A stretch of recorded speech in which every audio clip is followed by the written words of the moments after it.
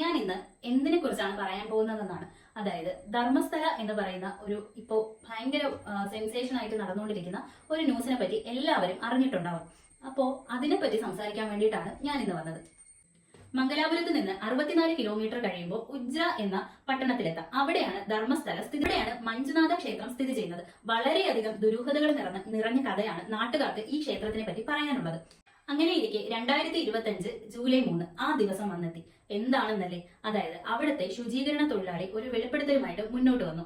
അദ്ദേഹം ഇപ്പൊ അവിടെ ജോലി ചെയ്യുന്നില്ല. 19 വർഷത്തോളം അവിടെ ജോലി ചെയ്തിരുന്ന ഒരു വ്യക്തിയാണ് അദ്ദേഹം. പക്ഷേ കുറച്ച് കാരണങ്ങൾ കാരണം അദ്ദേഹം അവിടെ നിന്ന് ജോലി വിരമിക്കേണ്ടി വന്നു. എന്താണ് അതിന്റെ കാരണങ്ങൾ എന്ന് നമുക്ക് കണ്ടു. അദ്ദേഹത്തിന്റെ ഈ വെളിപ്പെടുത്തൽ രാജ്യമൊന്നാകെ വിറച്ചു. എന്താണ് ആ വെളിപ്പെടുത്തൽ? അതായത് അദ്ദേഹം ജോലിയിൽ പ്രവേശിച്ച് 3 വർഷം കഴിഞ്ഞപ്പോൾ ഉണ്ടായ ഒരു സംഭവത്തിനെ പറ്റിയാണ് പറയുന്നത്. ജോലിയിൽ പ്രവേശിച്ച് 3 വർഷം കഴിഞ്ഞപ്പോൾ അയാൾ ഒരു കാര്യത്തിന് നിർബന്ധിതനായി. അതായത് ഒരു സ്ത്രീയുടെ മൃതദേഹം കുഴിച്ചിടാൻ വേണ്ടിയിട്ട് അദ്ദേഹം നിർബന്ധിതനായി. പിന്നീട് അങ്ങോട്ട് തുടർച്ചയായി നിരവധി സ്ത്രീ ശരീരങ്ങൾ അദ്ദേഹത്തിന് മറവ് ചെയ്യേണ്ടി വന്നു.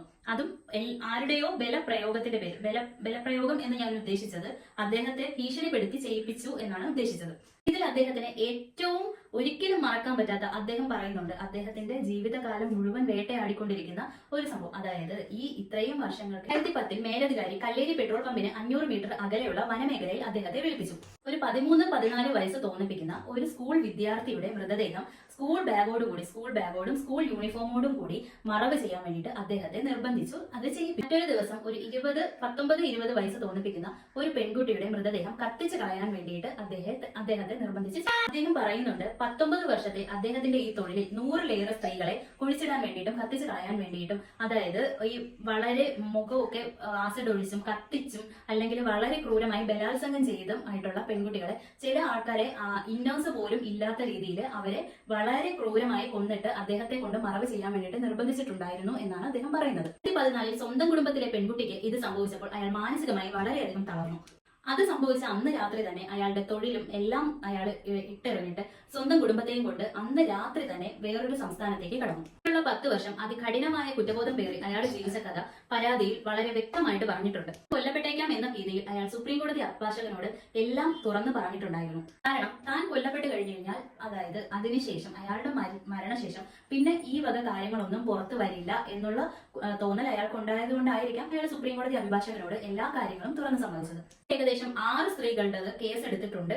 അതിനെപ്പറ്റി, അതായത് ഏകദേശം തെളിഞ്ഞ കേസാണ് എന്നുള്ള രീതിക്ക് ഇപ്പോൾ വാർത്തകൾ വരുന്നുണ്ട്. അതിൽ ആദ്യത്തേത് 1979 വേദവല്ലി കൊലക്കേസാണ് ആദ്യത്തേത്. വേദവല്ലി ആരാണെന്നുള്ളതിന് ഒരു ഷോർട്ട് ആയിട്ടുള്ള ഒരു മറുപടി ഞാൻ പറഞ്ഞുതരാം. വേദവല്ലി ധർമ്മസ്ഥല സ്കൂളിലെ അധ്യാപികയായിരുന്നു.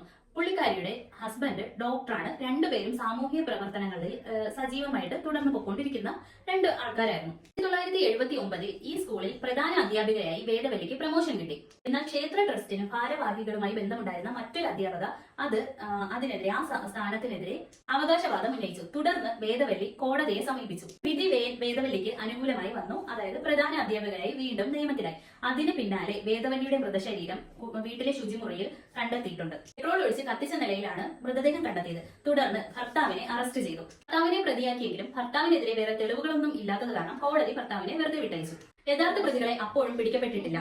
അടുത്ത് പുറത്തു വന്നത് 17 വയസ്സ് മാത്രമുള്ള പത്മലതയുടെ കൊലപാതകമാണ്. പത്മലത ഒരു മലയാളി പെൺകുട്ടിയും കൂടിയാണ്. പോരാത്തതിന് അവളുടെ അച്ഛൻ പൊളിറ്റീഷ്യനും കൂടിയാണ്. 2004 അനന്യ ഭട്ടിനെ കാണാതായി. ഒരു FIR പോലും ഈ കേസിൽ രജിസ്റ്റർ ചെയ്യാത്ത വിധം കേസ് ക്ലോസ് ചെയ്തിട്ടുണ്ട്. 2012 നേത്രാവതി പുഴയിലെ സ്നാനഘട്ടത്തിൽ വെച്ച് 17 വയസ്സ് തോന്നിപ്പിക്കുന്ന മറ്റൊരു പെൺകുട്ടിയെ കാണാതായി. ദിവസം മനസംഗർ കാട്ടിൽ നിന്ന് ഈ പെൺകുട്ടിയുടെ മൃതദേഹം കണ്ടെത്തി. സന്തോഷ് റാവു എന്ന മാനസിക രോഗിയെ പ്രതിയാക്കിക്കൊണ്ട് കേസ് ക്ലോസ് ചെയ്തു. 2021 വരെ ഇദ്ദേഹം ജയിലിൽ കിടന്നു. എന്നിട്ട് മതിയായ തെളിവുകൾ ഇല്ലാത്ത കാരണം ഇദ്ദേഹത്തെയും വിട്ടയച്ചു.